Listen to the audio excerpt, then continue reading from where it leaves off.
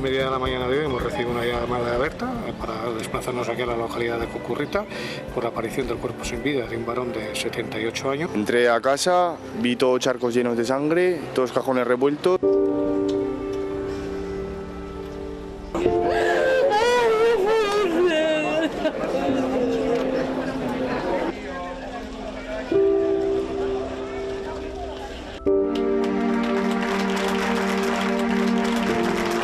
Pronto va a salir las personas que lo han hecho.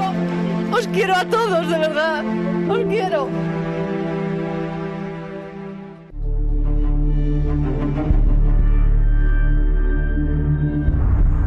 Consternados con la situación. Situaciones que no tienen explicación ninguna.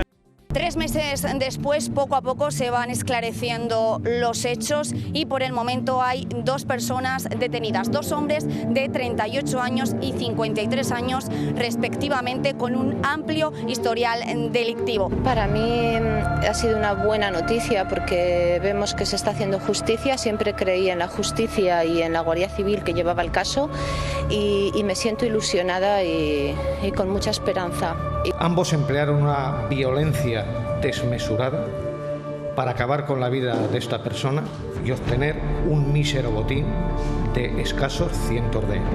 Yo no hubiera pedido nunca una reconstrucción de 2 personas que cada uno cuenta una versión absolutamente distinta. Además de inútil, es que hoy se ha producido algo que también es un poco, por lo menos, extraprocesal. Pero bueno, tampoco está mal que declaran, porque han contado mentira tras mentira, ¿no? Hombre muerto no declara, lo ha dicho como 4 o 5 veces.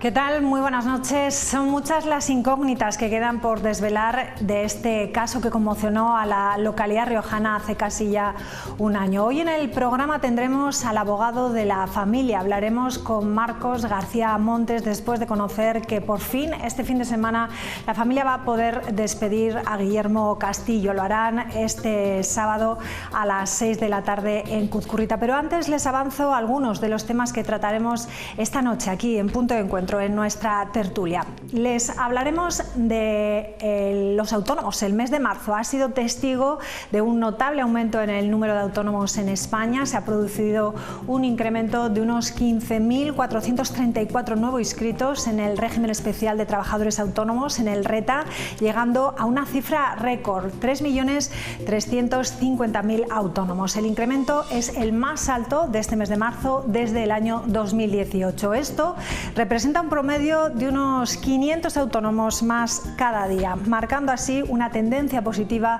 en el panorama laboral del país. Hoy ha estado aquí en La Rioja el secretario general de UPTA España, Eduardo Abad. Ha hablado de los falsos autónomos, aquellos que aún cotizando en el régimen especial de trabajador autónomo dependen exclusivamente de una empresa. Ha denunciado que en España existan entre 350.000 y 400.000 y aquí en nuestra comunidad, de los 24.500 autónomos que tenemos, cerca de 1 millar serían esos falsos autónomos. Una pandemia, ha dicho, de destrucción del empleo tradicional.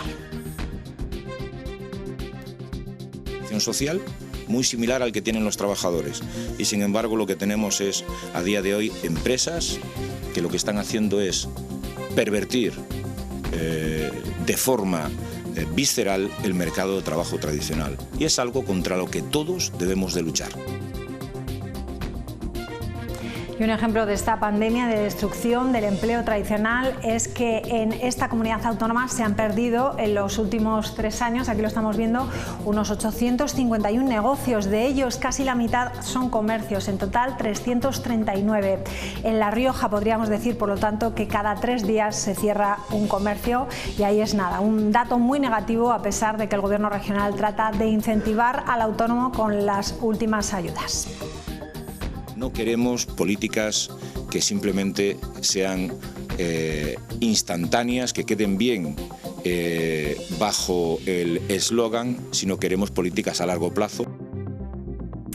Y hablaremos también de otros asuntos. El Ayuntamiento de Logroño ha aprobado por fin también este jueves la suspensión durante un año de las licencias, tanto nuevas como las que se encuentren en trámite para establecimientos principalmente locales con horarios nocturnos que se encuentran en el casco antiguo de la capital.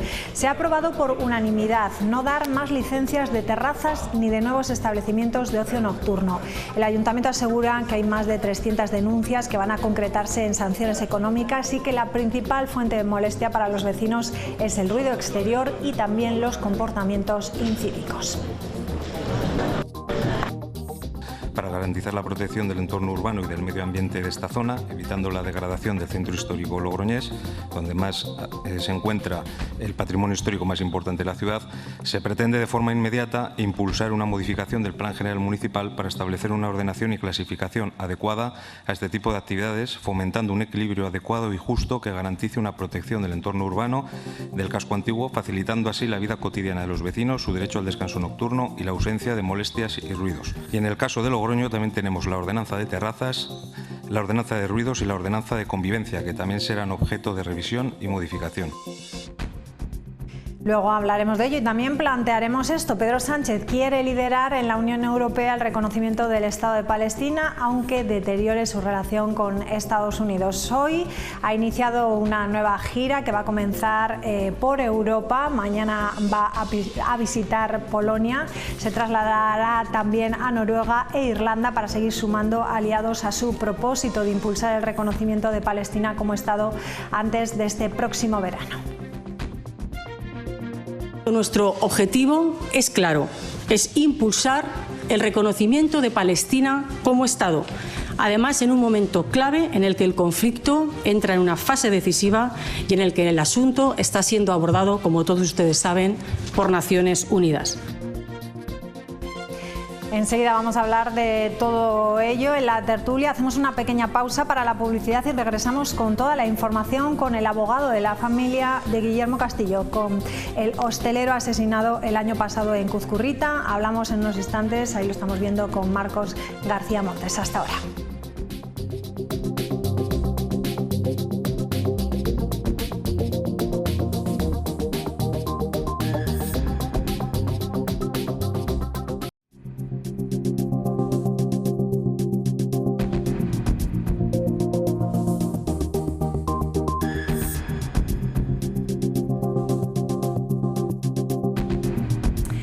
Tras haber sido aplazado por diversos requerimientos al juzgado de Haro, Guillermo Castillo será finalmente enterrado este sábado en Cuzcurrita.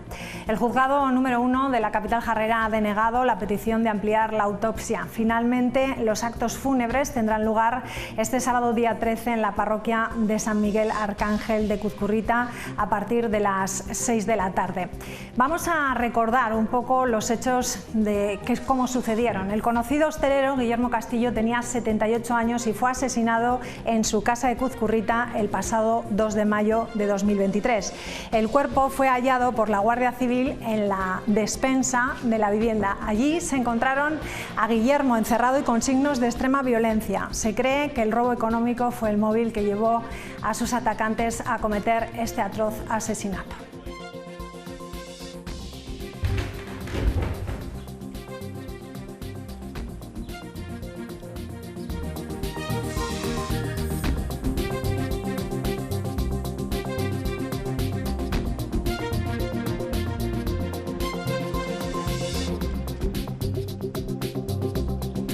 Bueno, por el momento se ha detenido a 2 hombres que están en prisión desde agosto de 2023. Se trata de un hombre de 52 años que en el momento de los hechos se le había concedido el 3er grado y se encontraba en permiso penitenciario.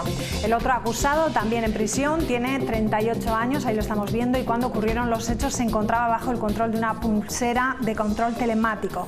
Se sospecha que al menos habría otras 2 personas implicadas en este asesinato. Las últimas novedades del caso que se conocen es que el abogado había pedido una aclaración del informe de la autopsia que él recibe 11 meses después de los hechos. Tras la lectura detallada, reclama información sobre por qué de esa demora, si la víctima sufrió agonía, cuál es la data de la muerte y si el golpe en el cráneo que presentaba se produjo antes o después de su muerte.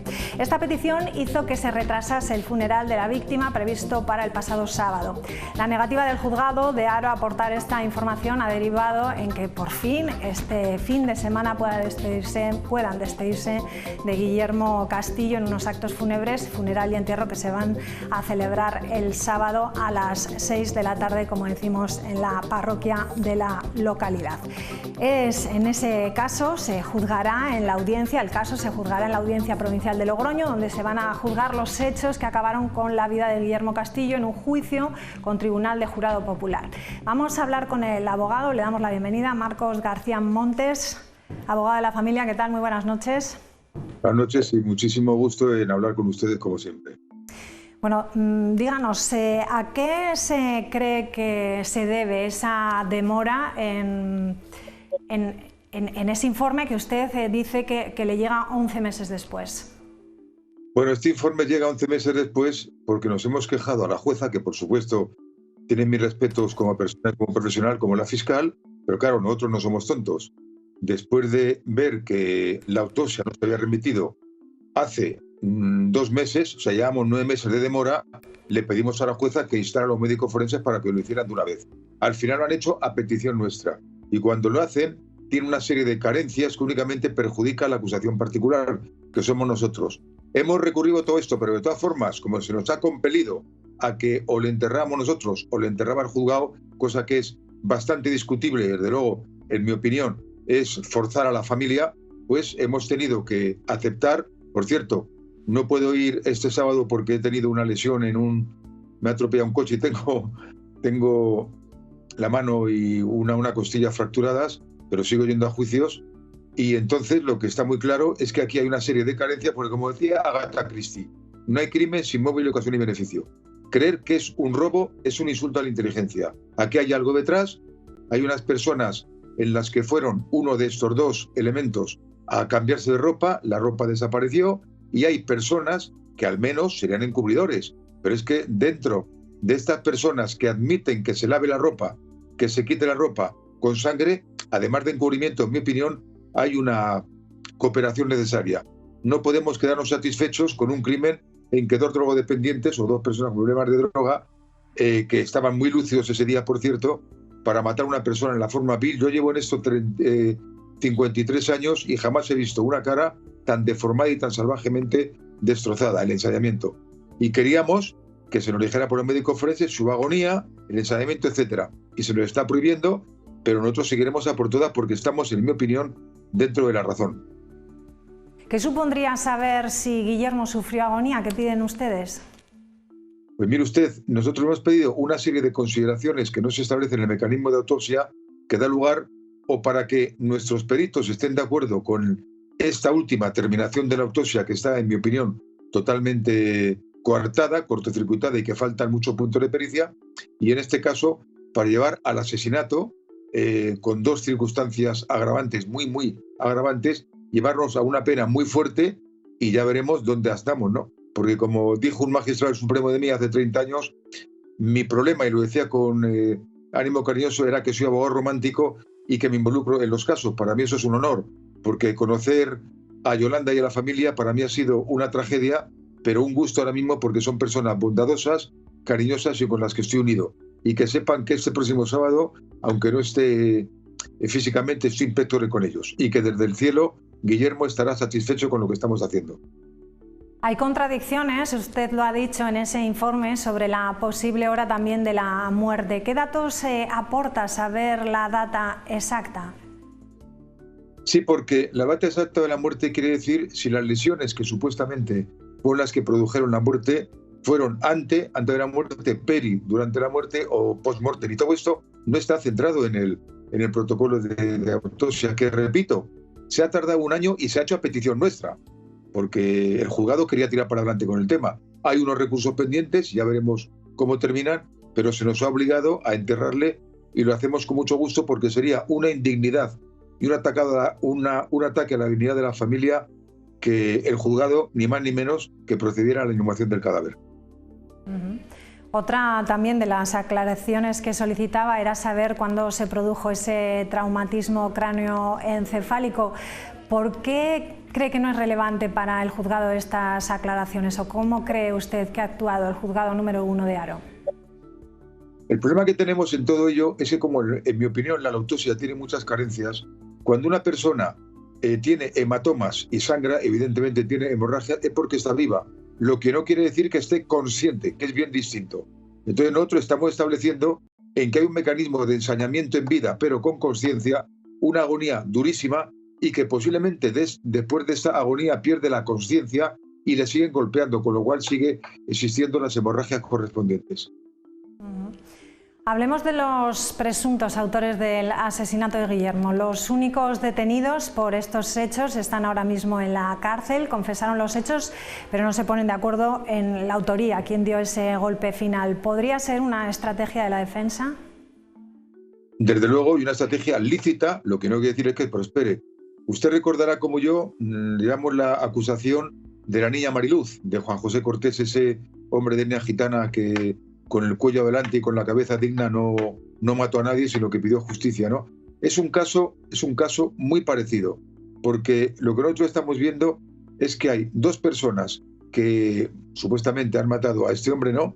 Pero mucho cuidado y aviso a navegantes, estaban en un régimen de semilibertad y con tercer grado por la prisión. Es decir, en el caso de Mariluz, la mató otro señor que estaba en la prisión y hubo muchos problemas con todo esto.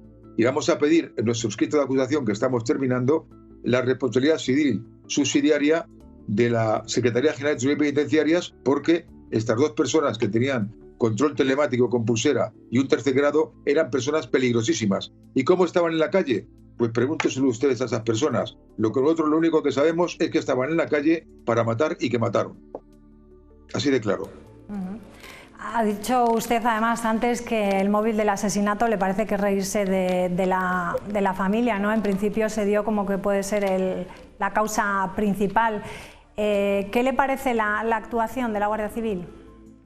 Yo creo que lo ha hecho muy bien. Estoy convencido además que la Guardia Civil quiere trabajar más porque no se han dado por satisfechos con las diligencias, pero en este caso la que ordena todo ello, y repito de nuevo, tiene mi respeto absoluto, lo que no quiere decir que yo acate cómo está realizando el tema. En fin, todo es discutible y para eso están los tribunales superiores, ¿no?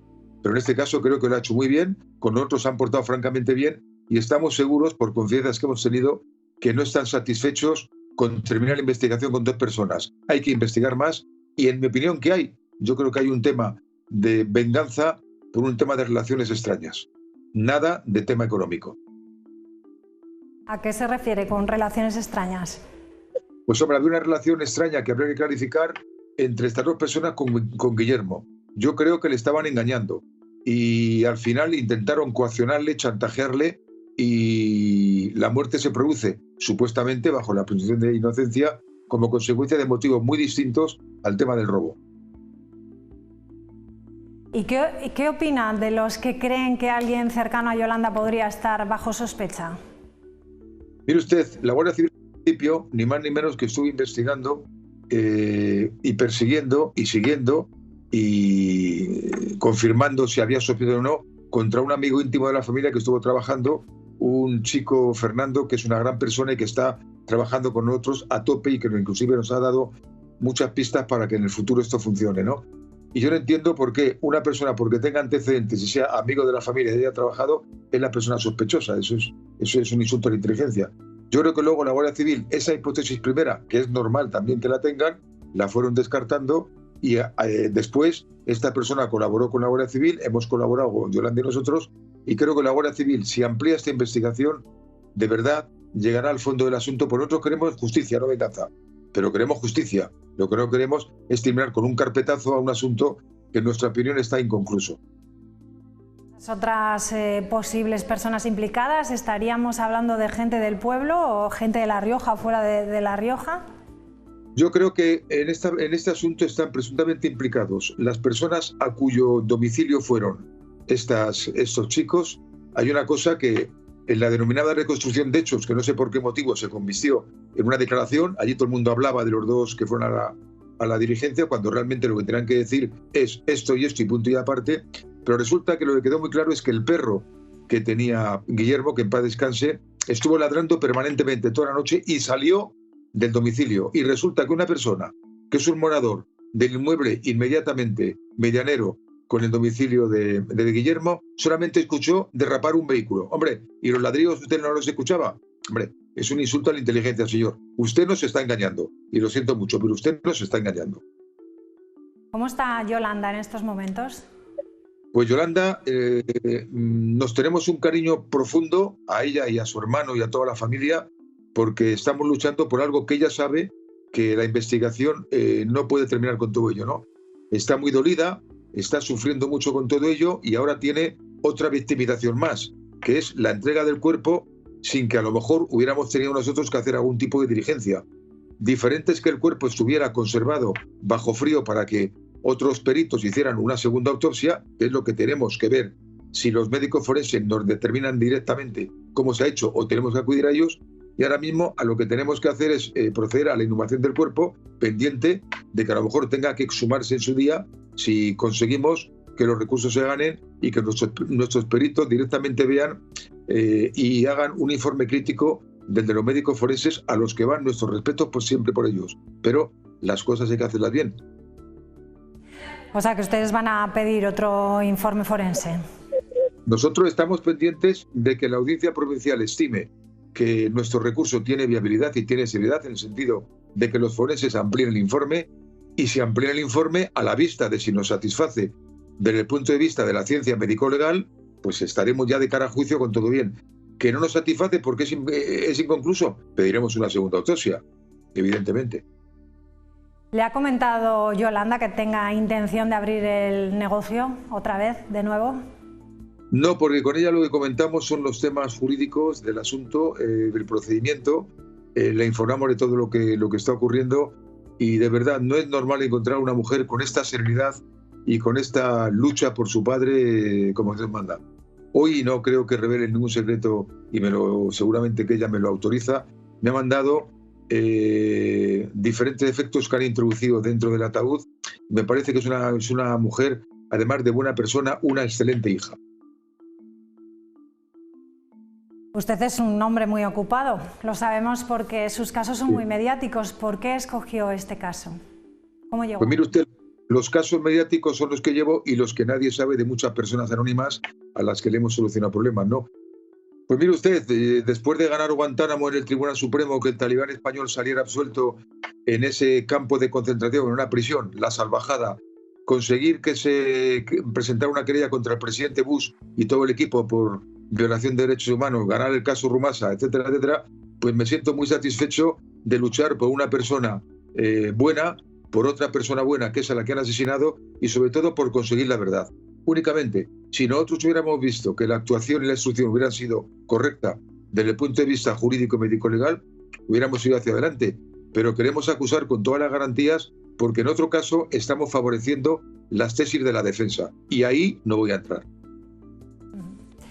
Hablando de juicios mediáticos, en estos momentos se celebra también en Tailandia el juicio contra Daniel Sancho. ¿Qué impresiones tiene de estos 3 días de declaraciones? Pues yo lo que tengo es confidencial porque, como dijo el presidente de la audiencia, no se podía revelar. A mí Rodolfo me ha contado todo. La impresión es magníficamente buena. Cierto que el abogado de la acusación particular, que por cierto no puede ejercer la acusación particular, sino que va adherido al fiscal, que ha estado allí, ha estado permanentemente informando a la prensa y según ha salido, se le ha requerido por el juez, porque ya dijo en su día que se cometía un delito si se filtraba toda la información, pero todo esto tenemos que verlo desde el punto de vista de cómo empieza el procedimiento. Desde el mes de agosto a principios, en que detienen a Daniel Sancho, hasta noviembre, a mediados que entrega a la policía el informe al Ministerio Fiscal, se está filtrando permanentemente en los medios de comunicación la instrucción de la policía, que nos ha beneficiado en muchos casos. Nos beneficia porque ha quedado acreditado que le prometen una deportación a España para que confiese. ha quedado acreditado que él hace 4 confesiones, una en tailandés, fuera, la tercera con abogado y con intérprete, en cuyo número o donde tienen que firmar el abogado y el intérprete están en blanco, también fuera, y la última, que es la única válida, es la que declara con abogado que hubo una pelea. Sin embargo, la policía, nada más detenerle, le hacen un reportaje fotográfico de 4 fotos que filtran a la prensa, pero que están en el sumario, en la que por la coloración de las lesiones, que eran de color amarillo, las lesiones, cuando son hematomas, el primer día están rojas, el segundo moradas y el tercero amarillas. Bueno, son de 3 días máximo antes de la detención, que coincide con la fecha de autos. Y en esta última declaración que hace Daniel, dice que hubo un intento de violación, que se compadece con una lesión en la parte trasera, en el omóplato, en el trapecio, de un arañazo, 2 lesiones en los antebrazos de mordeduras y finalmente, junto a una de las lesiones de mordedura, hay una hematoma por un golpe. Todo ello unido a que los médicos forenses han determinado que no se puede indicar la fecha de la muerte porque no hay humor vítreo, no hay ojo para sacar humor vítreo, que es la data más o menos 5 horas de la muerte. Aquello de la temperatura anal está totalmente superado, y que tampoco pueden determinar cómo se produjo la muerte. Pero lo que sí que pueden decir, causa de la muerte. Pueden decir sin una duda, es que en el occipital había una lesión en la bóveda craneal grave que normalmente produce una hemorragia en el cerebro que se desplaza, que sería hemorragia subdural debajo de la dura madre, la membrana que recubre el cerebro, o encima de la dura madre. Quiere decirse que por muchas vueltas que le den, eso se trata, en mi opinión, y según el Código Penal tailandés, no de un asesinato con premeditación que tiene pena de muerte, en un homicidio, sino un homicidio simple. El homicidio en este caso sería imprudente, que tiene 2 categorías. El homicidio imprudente grave hasta 10 años y el no grave hasta 6-7 años. Como dijo el fiscal jefe de allí, si le condenan una pena de privación de libertad, vendría a España con 1/3 de la condena. Luego, si hay una condena de 8-9 años, en 3 años estará en España o inclusive antes. Todo lo que le estoy contando es el procedimiento. Hay una camiseta, Death Will, en la que hay una pequeña incisión, pero no hay sangre. Y podemos seguir con todo ello. Pero a mí lo que me parece, y me da vergüenza ajena, es que estamos absolutamente confiados en la justicia tailandesa. El presidente y los magistrados del tribunal absolutamente han demostrado que son imparciales y sobre todo respetan los derechos humanos. Tailandia tiene firmada la Declaración de Derechos Humanos y el respeto a los derechos humanos, que está en la Constitución, que no tiene artículos sino secciones. Habla del derecho a libre abogado, derecho a intérprete, etcétera, que aquí se ha conculcado. Pero es que ya llegar al extremo de aquella supuesta reconstrucción de hechos, que era esperpéntica, en la que no hay ni abogado, ni fiscal, ni juez, y le están diciendo lo que tiene que decir, hombre, por favor, seamos serios. Hemos pedido la nulidad de todas estas pruebas y con todo ello entendemos que el asunto va bien, y aquí yo creo que la prueba reina va a ser los médicos forenses. Cierto es que la explosión y la magnificación de este asunto está en el desmembramiento, en el descuartizamiento. Pero, por ejemplo, hemos visto que un señor ha descuartizado a unos menores y, sin embargo, solamente nos fijamos que es un crimen vicario. El descuartizamiento, como una violación a un cadáver, no es ninguna violación de delito o como delito, sino que es simple y llanamente una profanación de cadáveres, como el descuartizamiento, que tiene pena de 1 año. Luego, eso que es muy de cartelera de los informativos, no tiene ninguna relación con el hecho en sí, que es el homicidio imprudente, homicidio doloso o asesinato. Bueno, lo veo muy convencido. Marcos García Montes, muchísimas gracias por atendernos y que se mejore. Ya nos ha dicho que no podrá estar aquí el sábado en Cuzcurrita, así que se mejore y muchísimas gracias, de verdad, le reitero, por atendernos esta noche. Gracias. Que tenga usted la plena seguridad de que toda la información que diga la prensa es única y exclusivamente del sumario. Y la verdad que lamento no ir, porque me encanta La Rioja y su gente, son de otro mundo, y sobre todo estar con Yolanda y sentir su duelo, aunque el mío sea evidentemente bien distinto. Muchas gracias a ustedes. Gracias, buenas noches.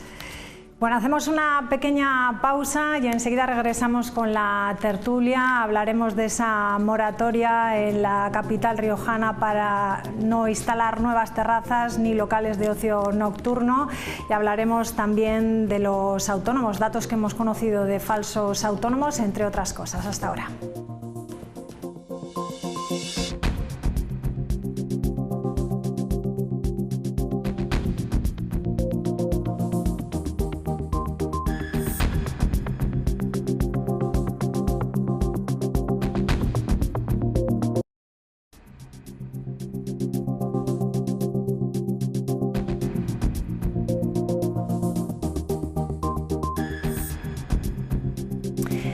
9:33 de la noche. Vamos a saludar ya a Martín Torres, Inmaculada Ortega, ¿qué tal? Muy buenas noches. Buenas. Y Diego Mendiola, ¿qué tal? Muy buenas noches. Muy buenas ¿Cómo noches. estáis? Muy bien. Bueno, vaya declaraciones, ¿no? Las del abogado. Ha contado bastantes cosas y las últimas también, no solamente en referencia a lo de Cuzcurrita, también sobre Daniel Sancho, pues se impresiona un poco, ¿no? Lo que dice. ¿Qué os ha parecido? La verdad que sí, a mí me ha extrañado las conclusiones de lo que tiene que ver con Daniel Sancho, como quitándole importancia a cosas que nosotros le daríamos todas como un descuartizamiento. Pero lo cierto es que este abogado, por algún motivo, tiene también esa fama y, quiero decir, controla y conoce, ¿no? Sí, desde luego. Bueno, vamos a hablar de los autónomos, que es lo que nos ocupa. UPTA ha estado hoy el secretario general y ha cifrado en 1000 el número de falsos autónomos aquí en La Rioja y ha calificado la situación como una pandemia de destrucción. Es uno de los grandes problemas a los que se enfrenta este colectivo junto al de la siniestralidad laboral. Vamos a escucharlo. La Rioja cuenta con 24.510 autónomos. Se calcula que 1000 de ellos son falsos autónomos, unas cifras que van en aumento en todos los sectores.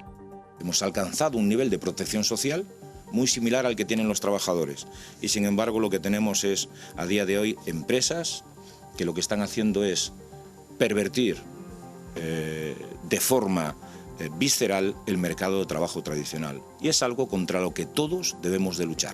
Es uno de los grandes problemas a los que se enfrenta este colectivo, junto a él el de la siniestralidad laboral. Y por eso volvemos a reclamar más vigilancia, más control y sobre todo sanciones a los incumplidores. Además de otros menos visibles como la salud mental. Que son las grandes dolencias que están tapadas, que desgraciadamente no se ven y que causan un prejuicio absolutamente desolador. Entre 2020 y 2023 se han cerrado 851 negocios en La Rioja. Además, 339 comercios han echado la persiana. Son uno cada 3 días. Sobre todo esto se va a hablar mañana en una reunión con la ADER.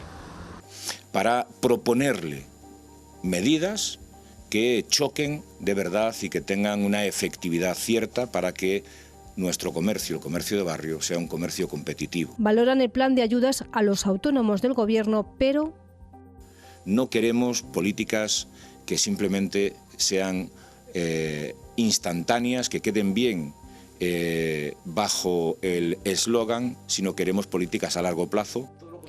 Desde UPTA se pide a la Administración una estrategia para garantizar la seguridad laboral, más inspecciones de trabajo y un plan que favorezca el relevo generacional, teniendo en cuenta que un 15% de los autónomos tiene ya 63 años. Bueno, ¿qué os han parecido los datos? A mí me parece una barbaridad que uno cada tres días, ¿no? se cierra un comercio en La Rioja, pero yo creo que esto es una situación que además no solo está pasando en esta ciudad, si te trasladas a Vitoria o a Pamplona también está sucediendo lo mismo, Martín, ¿no? Sí, mira, hay otro dato que es el 40% de los autónomos que se generan no llegan a los 5 años de antigüedad, con lo cual vamos en la línea esa, ¿no? Luego ha hablado de los falsos autónomos, Eduardo Abad, y evidentemente hay que tener en cuenta que las plataformas digitales, las empresas de multiservicios, y no hay que olvidar empresas públicas, obligan a tener falsos autónomos. Incluso desde las empresas públicas, hay que tenerlo en cuenta que de eso se habla muy poco. Entonces, evidentemente, los autónomos, junto con la clase media trabajadora por cuenta ajena, son los héroes de este país, son los que están sujetando los pilares de la presión fiscal que tenemos, ¿no? Entonces, el autónomo al final no deja de ser más que un héroe. Hay una cuestión, cuando ha hablado también de las ayudas del gobierno. Yo traigo aquí unas declaraciones que ha dicho Eduardo Abad, que las voy a leer, que dice: las políticas miopes son las que se hacen cuando se dan ayudas a fondo perdido, subvenciones que no van a poner en marcha nuevos mecanismos de transformación del tejido productivo, sino que vienen a paliar una situación determinada como la que se ha producido con el crecimiento de los precios. hay que resaltar lo de transformación de tejido productivo. Las ayudas, las subvenciones no tienen que ser lineales y no tienen que ser así a la ligera, tienen que ir encaminadas hacia un sistema determinado. Por ejemplo, al tejido productivo, un autónomo que necesita comprar nueva maquinaria, una furgoneta, ordenadores, ayudarles a contratar gente, ahí tienen que ir las subvenciones. No unas subvenciones directamente limitadas por la edad, mayores de 60 y a menores de 30. ¿Eso a dónde va? Esas subvenciones es tirar el dinero, porque es pan para hoy y hambre para mañana, es café para todos, que decía Abad. Yo en ese aspecto estoy de acuerdo con él. Sí. Yo creo que en eso coinciden todos, ¿no? Que este dinero para todos no es la ayuda real, ¿no? Yo esta cuestión creo que fue más una ocurrencia que un plan que surgió a principios de año cuando se publicaron unas cifras que lo que hacen es ver esa evolución, ¿no? De que decíamos que cada 3 días cierra la actividad de un autónomo, y se sacaron esta iniciativa. Pero yo recuerdo que mis compañeros en el Parlamento, Enar o Carlos, no recuerdo exactamente cuál de los dos, les preguntó, bueno, ¿y cuáles son los objetivos que buscan esa línea de ayudas o esa línea de subvención? No los hay. Quiero decir, es que también cuando se invierte dinero público, y nosotros somos partidarios de en determinado momento pues subvencionar o ayudar a un determinado colectivo porque hay dificultades objetivas, pero también tienes que buscar eso que comentaba Martín ahora, ¿no? Pues una determinada transformación o incentivar la contratación, y eso puede ser un aliciente. Y luego no es lo mismo también la persona que igual empieza, que tiene unas dificultades mayores, que el que tiene una actividad de 30 años, que si tú has conseguido tener tu negocio, tu empresa durante 30 años, pues probablemente no estés al albur de 2.700 euros de ingresos arriba o abajo. Por tanto, nos parece que creo que es más una ocurrencia de hay datos muy malos, hay una situación muy compleja donde el pequeño comercio, principalmente me imagino que esa pérdida de autónomos se debe mucho al comercio minorista. Casi la mitad. Dado que los hábitos de consumo, desgraciadamente, han cambiado, o desgraciadamente o no lo sabemos, pero sí que hay que entender que quizá lo que hay que incentivar es políticas que adapten ese comercio minorista y que puedan cubrir necesidades que la gente a día de hoy pues quizá busca por otras vías. Y entendíamos que esa ayuda lineal de 2.700 euros probablemente, como yo creo que esto es mal, no le va a hacer a nadie, pero creo que no van a resolver el problema de fondo ni muchísimo menos. A ver, a mí me gustaría fijarme en unas declaraciones que, aunque no acaban de salir aquí, sí que las ha dicho en el sentido del cierre continuado de negocios y cómo afectan al mundo rural. Creo que ha llegado a decir especialmente esto. Y a mí se me ha venido inmediatamente a la cabeza algo que quiero poner sobre la mesa, y es que en nuestro mundo rural, con los graves problemas de despoblación que tenemos en La Rioja, los autónomos de los comercios ambulantes que nos llevan a la puerta de casa lo más básico, como puede ser el pan, no tienen en este momento ningún plan, y hablo del gobierno autonómico, como sin embargo sí lo tiene el transporte. Las líneas de débil tráfico están subvencionadas para que pueda llegar ese servicio como un servicio básico. Lo poco que queda en el mundo rural va a cerrar. Va a cerrar. Nosotros en nuestra zona tenemos un panadero joven que ya no aguanta más, ya no puede más, pero lo hay en Camnos, lo hay en otros sitios. Es verdad que podéis decir, oye, las ayudas que da Sánchez, las ayudas que no sé qué. También nos debemos de fijar en lo del día a día y pedirle al gobierno, al que le corresponda, en este caso yo lo haría al autonómico, que ayude a todos aquellos negocios y aquellos autónomos que nos llevan lo básico al mundo rural, que están a punto de desaparecer, y que no sería tan difícil cuando ya el gobierno está, como digo, ayudando, por ejemplo, a las líneas de transporte, como el PAN, CEOPAN, empresarios, un convenio, y que luego eso se distribuya, con no mucho dinero, pero sí con una idea clara en la cabeza de no dejar morir el mundo rural. No digo que sea la solución de todos los autónomos, evidentemente, pero podríamos mantener territorio mantener población y mantener autónomos. Y en eso no se fija nadie. Bueno, les afecta muchos, ¿no? Les afecta muchos factores. Sí, ¿no? que yo creo que eso sí que somos conscientes. De hecho, por ejemplo, nosotros una de las cosas que planteábamos, ¿no?, que filosofábamos cuando estábamos redactando el programa electoral el año pasado, el típico bar del pueblo es mucho más que el bar en sí y el negocio, porque al final es el sitio donde el cartero sube y reparte las cartas, es el sitio donde si no has podido coger el pan, probablemente te lo guardan y lo puedes recoger. Por tanto, sí que hay que tener en cuenta que muchas de las veces esos autónomos o esos pequeños autónomos del mundo rural prestan un servicio que es servicio público más allá del mínimo lucro que puedan obtener. Y creo que es una cosa a proteger y a incentivar desde las administraciones, porque no compites en igualdad de condiciones dando servicio a una población como máximo de unos pocos centenares de personas frente a una gran ciudad donde son decenas de miles. Y está claro, o sea, esa reflexión también la comparto y vamos, de forma entusiasta. Y yo también, sí, Martín. No, hay un tema importante, yo creo que es importante para los autónomos, y es que no pagar el IVA devengado pero no cobrado. Es decir, un autónomo hace una factura con un IVA que todavía no ha cobrado y lo tiene que pagar Hacienda. Está adelantando a Hacienda un IVA que no ha cobrado y lo tiene que poner encima de su bolsillo. Yo creo que eso es una reclamación justa, que lleva, yo creo, mucho tiempo encima de la mesa y Hacienda, oye, se llama andana, ¿no? Y no es lógico, porque a lo mejor hasta ese IVA ni lo cobras, pero de momento lo tienes que anticipar Hacienda, ¿no? A mí me parece una aberración. Una última cuestión sobre este tema. Sí, yo quería decir que a mí me parece que los autónomos les ponemos siempre las cosas muy difíciles. Es de los colectivos de nuestro país que más difícil lo tiene. Me da igual del que tiene un comercio como el que tiene un pequeño negocio.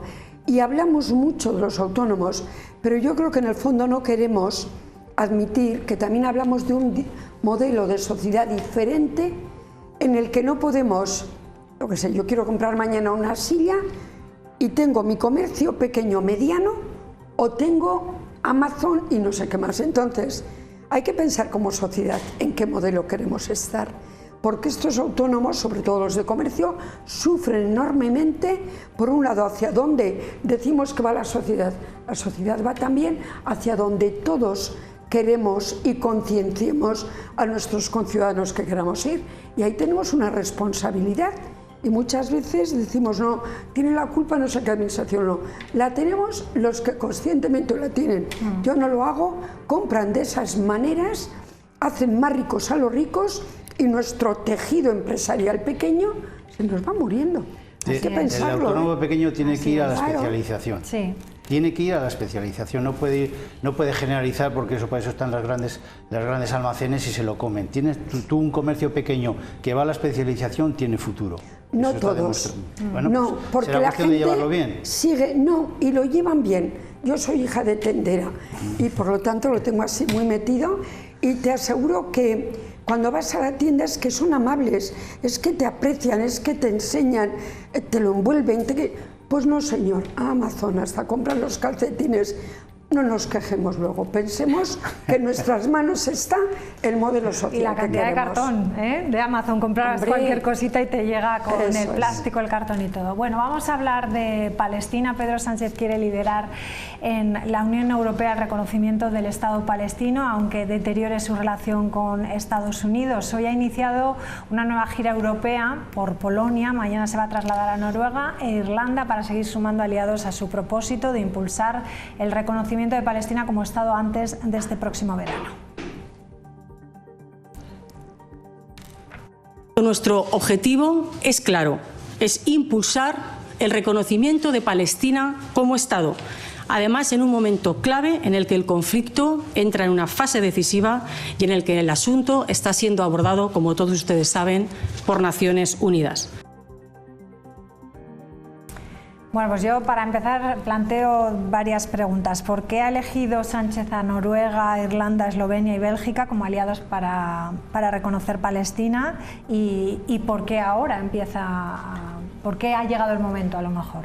Yo me atrevería a contestar, me atrevo a contestar.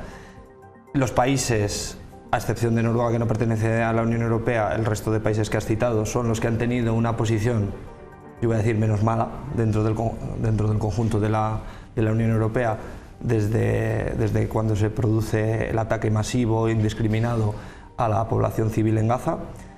¿Y por qué se produce ahora?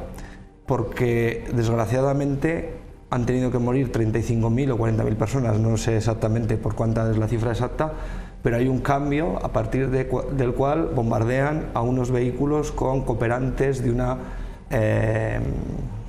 ONG, de un famoso cocinero que tiene vínculos con el poder de los Estados Unidos. Y desgraciadamente, hasta que no han muerto unos que nos podemos sentir similares en cuanto a su etnia, a su raza o a sus creencias, religión, etcétera, que hayan muerto niños prácticamente recién nacidos, pues no genera tanta conmoción a nivel internacional. Es una vergüenza lo que está haciendo la comunidad internacional.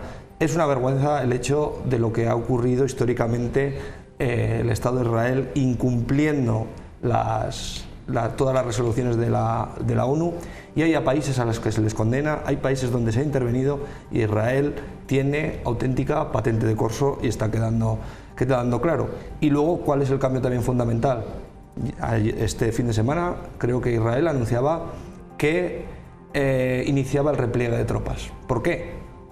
Porque la solución que planteaban ellos yo creo que es terminar a toda la población, o si no, no pueden solucionar el problema de la manera que el actual gobierno israelí, porque yo creo que también es necesario señalar que tienen también mucha oposición interna, porque Netanyahu lo que ha hecho es una salida hacia adelante para salvar su propio pellejo, porque tiene mucha contestación dentro de su propio país, y lo que está haciendo la comunidad internacional, especialmente Europa y Estados Unidos, es totalmente perder la razón y perder la humanidad para poder criticar a cualquier otro conflicto bélico, sea donde sea. La humanidad también la tenían los de Hamas cuando atacaron Israel, supongo. No puedes poner, en igualdad un grupo. Sí, un grupo. ¿Y dónde está ese grupo? Bueno, bien. Vamos a ver. Que un Estado soberano. Porque entonces al final, si no... No, vamos a ver. Es que se desvirtúa la situación. No es un Estado soberano el que ataca a otro. Perdona, el gobierno de Gaza es Hamas, no sé si te has enterado. Sí, pero no es un Estado soberano. ¿Por qué no es un Estado soberano? Es el gobierno de Gaza. Bien, vamos al tema. Es la potencia ocupante. Vamos al tema. Y ellos son los ocupados. ¿Quiénes son los ocupados? Los palestinos. ¿De quién? ¿De Hamas? No, de Israel. Perdona, Israel no está en Hamas. Israel no está en Gaza. Israel, ¿Cómo que no? Israel se fue en el 2005 de Gaza. Controlan las entradas, las salidas, controlan la zona marítima, absolutamente todo. Entonces, no digas que controlan, porque el Sinaí no lo controla Israel. Porque es soberanía egipcia. Pues entonces no controla las entradas. Vamos al tema, vamos a ver. El primer punto, niños también recién nacidos murieron en el 7 de octubre y mucha gente... Propaganda falsa que se demostró posteriormente y tuvieron que recular. Eso es mentira. Lo que acabas de decir es una mentira. Lo de la decapitación de los niños fue una falsedad. Bueno, y una, vamos al tema. Y una Déjame mentira. hablar, por favor, que me toca. Sí, Bien. Primer punto, ¿por qué ahora Sánchez? Porque Sánchez siempre que viene unas elecciones tiene unos comodines. Saca el comodín de Franco, el de las viviendas, ya llevamos no sé si 2 millones de viviendas prometidas y no ha hecho ninguna, y otra es sus giras internacionales. Y esta es una gira internacional como otras más que ha montado. El aprobar el Estado palestino, a ver, si los palestinos no tienen un Estado desde el principio es porque ellos no quieren. Porque resulta que en noviembre del 47 las Naciones Unidas dijeron vamos a montar 2 estados, vamos a montar un Estado de Israel y un Estado árabe. Vale, y en el 14 de mayo del 48 entonces el mandamiento británico se fue de Palestina. Y entonces los judíos, los israelíes montaron su Estado y todos los países árabes, Egipto, Jordania, Arabia, y Siria, Irak, junto con los árabes que estaban allí, atacaron a Israel. Dijeron que ellos no querían un Estado, ellos querían todo Palestina para ellos. O sea, de entrada, ellos no quisieron el Estado de Israel. Luego, ¿qué se ha intentado? Pues se ha intentado la Guerra de los 6 días en el 67 y la de Yom Kippur en el 73. Se han hecho diferentes acuerdos. En el 79 se hizo un acuerdo con Egipto y se firmó Egipto. En el 93 los acuerdos de Oslo, que fue paz por tierra, o sea, paz por tierras. Todas aquellas tierras que Israel había ocupado en la Guerra de los 6 días se las devolvía a cambio de paz, a cambio de que se reconociera el Estado de Israel. Bueno, no voy a enumerar todos los acuerdos que ha habido, pero la síntesis es la siguiente. Israel no le importa aceptar un Estado palestino, es que además le interesa que haya un Estado palestino. 200.000 palestinos pasaban diariamente de Cisjordania y de Gaza a Israel a trabajar todos los días a ganarse el sueldo. Bien, a Israel le interesa que haya un Estado palestino, pero que haya un Estado palestino que reconozca al Estado de Israel. Tú no puedes reconocer que haya un vecino tuyo que su idea sea asesinarte a ti. Entonces, tú lo que necesitas es un mínimo de seguridad. Y ese mínimo de seguridad ni se lo ofreció Arafat, ni se lo va a ofrecer ahora Abbas, ni nadie. Cuando no se lo ofreció ni Isaac Rabin, que los ultras que están ahora en el gobierno le asesinaron para boicotear esos acuerdos de paz. ¿Me puedes dejar terminar? No, es que no estás contando. Has detallado hasta donde te ha interesado. En el momento ya que hay... Si quieres termino, pero es que son 54 y no nos va a dar tiempo a terminar. Si quieres termino todos los acuerdos. Y además Inmaculada también va a querer decir lo suyo. Sí, porque te voy a dar la razón. Te va a dar la razón. Bien, vale. Ya no sé de dónde iba, por favor, no me vuelvas a interrumpir. Bien, iba en que pasaban 200.000 palestinos todos los días a Israel a trabajar. En el 2005, que Israel había ocupado Gaza desde el 67, se marchan de Gaza, se marchan y se llevan hasta los muertos para que no quedasen allí, hasta los camposantos se los llevan. Y claro, en ese momento quien coge el poder es la Autoridad Nacional Palestina. Pero claro, están los de Hamás, y los de Hamás se cargan a la Autoridad Nacional Palestina para ocuparse de Gaza. Y Gaza y un grupo terrorista como es Hamás es quien está gobernando en Gaza. Es el grupo terrorista. De hecho, elimina a la Autoridad Nacional Palestina y la quita. Entonces, todas las cifras que... Un muerto ya es grave, pero todas las cifras que nosotros oigamos están dadas por Gaza, o sea, por Hamás, con lo cual hay que ponerlas en evidencia. Y no quiero darle la palabra a Inmaculada. Es que le quiero dar la razón a Martín en una sola cosa. Menos mal. En lo demás no, pero en una sí. Y es que si tú afirmas que Israel quiere un Estado palestino, nuestro presidente Pedro Sánchez está en el buen camino, porque lo que pide Sánchez, y yo creo que además va a ser una corriente que va a ser cada vez mayor, lo veremos. Lo que está pidiendo es también lo que quiere, por lo tanto, Israel. Es decir, que haya 2 estados. Aquí no se trata de eliminar a nadie. Yo no voy a entrar en la historia, pero he estado en Tierra Santa. Nosotros, cuando vamos a Israel, algunos le llamamos Tierra Santa. Y te aseguro que aquello es todo menos la convivencia pacífica de gente que puede venir de una zona de mayoría palestina a trabajar a Jerusalén. Te lo aseguro. Pero dicho eso, y mirando hacia adelante, es que María es la única fórmula viable para que esto termine, los 2 estados. Otra cosa es que Pedro Sánchez vaya ahora como de Adalid. Vale, está bien, pero no será Pedro Sánchez quien consiga los 2 estados. Tiene que haber un gran movimiento internacional. China está empezando a decir, tiene que haber 2 estados. Cuando los grandes que ejercen el veto en Naciones Unidas se abstengan, será el momento de que pueda votarse. En ese sentido es en el que te doy la razón. En lo demás, las guerras son horribles, lo que está ocurriendo no tiene ningún sentido, ni que mataran los de Hamás, y muchísimo menos que un Estado esté masacrando a la gente, y que tiene que terminar, Martín. Mira, no hay ningún ejército en el mundo que actúe con tanta selectividad a la hora de atacar de atacar unas... Ahora, si los terroristas se meten entre la sociedad... Tú has estado en Israel, yo he estado muchas veces en Israel, y lo que acabas de decir yo no lo he visto. En Israel es el único país democrático de la zona, con 2 millones de... ¿Cómo que no? Que no pasa nada. Con 2 millones... Que tú has visto unas cosas y otras... Yo he visto un país democrático, con 2 millones de árabes que votan todos los días. Atiéndeme, tiene que haber... Por eso nos vamos a quedar 2 estados. Sí, claro que tiene que haber 2 estados, pero que se reconozcan los unos a los otros. Exactamente, que se reconozcan los unos a los otros, sí, ¿no? Diego, eso sí, ¿no? Hasta ahí sí. Sí, no puede haber. Venga, bueno, pues gracias a los 3 y nos vemos otra semana. Gracias. Les dejamos ya con Qué Vida en Torrecilla, en Cameros. Adiós.